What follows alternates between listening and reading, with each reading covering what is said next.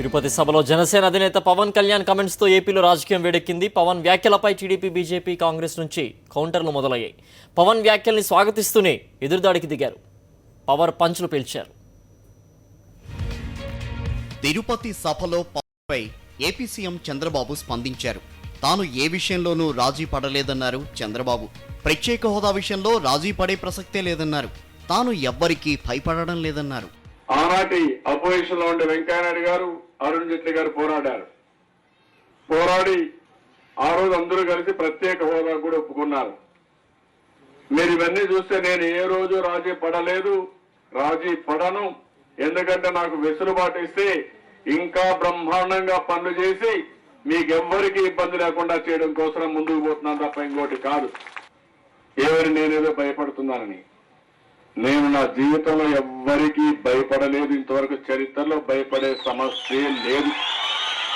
మనోవేదనతోనే పవన్ కళ్యాణ్ తిరుపతి సభలో మాట్లాడారన్నారు ఎంపీ జేసీ దివాకర్ రెడ్డి. ప్రత్యేక హోదా తెస్తానంటే సీఎం చంద్రబాబుకు చెప్పి తామంతా పవన్ వెంట వస్తామన్నారు. పవన్ కు వయస్సు, అనుభవం తక్కువన్నారు జేసీ. నువ్వు ఏందో చెప్పు, ఏ రకంగా చేయాలో చెప్పు, నేను రెడీగా ఉన్నాను.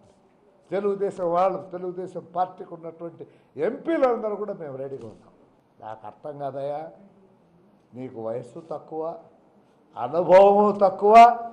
ఏ పని నాకు నరేంద్ర మోడీతో ఏమవుతుంది? మా ఎంపీలకు ఎవరికి అవసరం లేదు. వ్యాపారస్తులమైనంత మాత్రాన వ్యాపారం ఉంది కాబట్టి ఇవాళ 10 రూపాయలు ఖర్చు పెట్టి మేము ఎలక్షన్ నిలబడి గెలుస్తున్నాం. వ్యాపారం లేకపోతే నీ పాకెట్ నీ జోబులో చేతులు పెట్టి తినాల్సి వచ్చింది. పవన్ కళ్యాణ్ కు తిక్క ఉంటే తనకు పిచ్చుందన్నారు ఎంపీ అవంతి శ్రీనివాస్. ప్రధానిని సారని గౌరవించక ఏమని పిలవాలన్నారు. పవన్ కళ్యాణ్ నీతులు చెప్పడం కాదు, దమ్ముంటే ప్రత్యక్ష రాజకీయాల్లోకి వచ్చి పోరాడాలన్నారు. పవన్ కళ్యాణ్ గారిని కోరేది ఏంటంటే, అయ్యా మీరు రండి, ఫుల్ టైం పొలిటీషియన్ గా ఉండండి, పోటీ చేస్తాం రండి, అనకాపల్లి నుంచే పోటీ చేయండి, మీరు మిత్రపక్షం కదా, తప్పనిసరిగా మీరు ఇస్తాం సీట్, మీరు వదులుకుంటారండి. కానీ మీరు 6 నెలలకోసారి మీటింగ్ పెట్టి ఎంపీలు ఏం పని చేయట్లేదు, ఎంపీలు హిందీ రాదు, ఇంగ్లీష్ రాదు, నేర్చుకోండి అని దయచేసి.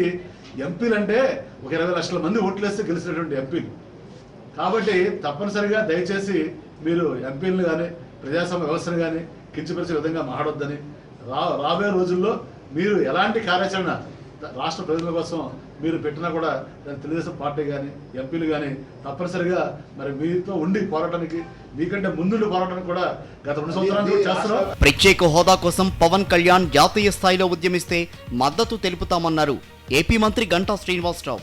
టీడీపీ కూడా ప్రత్యేక హోదా సాధించే వరకు ఒత్తిడి తీసుకొస్తుందని చెప్పారాయన. పవన్ కళ్యాణ్ గారు తిరుపతిలో మాట్లాడారు, దాన్ని మేము స్వాగతిస్తా ఉన్నాం. గత 2 సంవత్సరాలుగా కూడా మన గౌరవ ముఖ్యమంత్రి గారు ఏదైతే ఆవేదన అన్ని వెలుబుచ్చుతున్నారో అవన్నీ కూడా పవన్ కళ్యాణ్ గారి మాటల్లో కూడా నేను ఆయన చెప్పడం జరిగింది.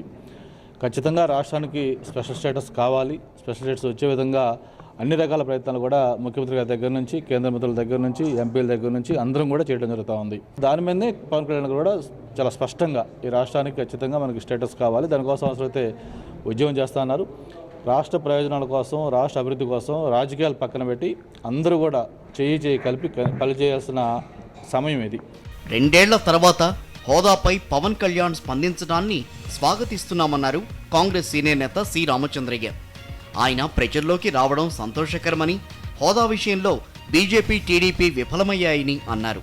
సంతోషం, మీరు 2 సంవత్సరాల తర్వాత దీని ఇంటెన్సిటీ గుర్తెరిగారు, దీనివల్ల ఉపయోగాన్ని గుర్తెరిగారు.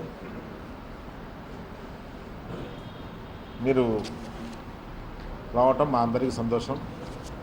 నేను ఇంకోటి చెప్తున్నా, ఎవరైతే దీనికి కల్ప్రిట్స్ ఉన్నారో, ఎవరు ఇచ్చేది బీజేపీ, తెచ్చేది ఎవరు టీడీపీ, ఇద్దరు ఫెయిల్ అయినారు.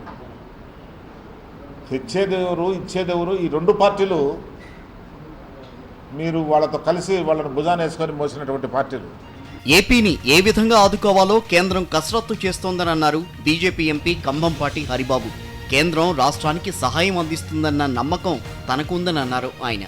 ఆంధ్రప్రదేశ్కి ఈ విషయాలలో ఏ విధంగా సహాయం చేయాలనే అంశం మీద కేంద్ర ప్రభుత్వం కసరత్తు చేస్తుంది. తప్పకుండా ఆంధ్రప్రదేశ్కు ఏ రకమైన నష్టం కలగని రీతిలో కేంద్రం ముందుకు వస్తుంది, సహాయం చేస్తుందని నేను భావిస్తున్నాను.